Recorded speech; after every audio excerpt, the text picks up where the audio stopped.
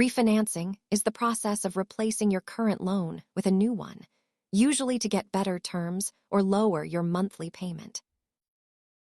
At its core, refinancing is simply swapping out an old debt contract for a new one that better suits your current financial situation.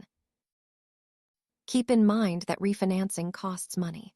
You want to ensure the long-term interest savings outweigh these upfront fees. Investors look to refinance for several reasons, from securing a lower interest rate to shortening the time it takes to pay off debt. You can focus on the rate to save money, or adjust the term to change how quickly you pay off the balance entirely. By lowering your rate, you significantly reduce the amount of interest paid to the lender over the life of the loan. Always calculate your break-even point. If you plan to move soon, the upfront costs might not be worth the monthly savings. Refinancing can be a powerful tool, but run the numbers carefully. Thanks for watching, and subscribe for more basics on managing your money.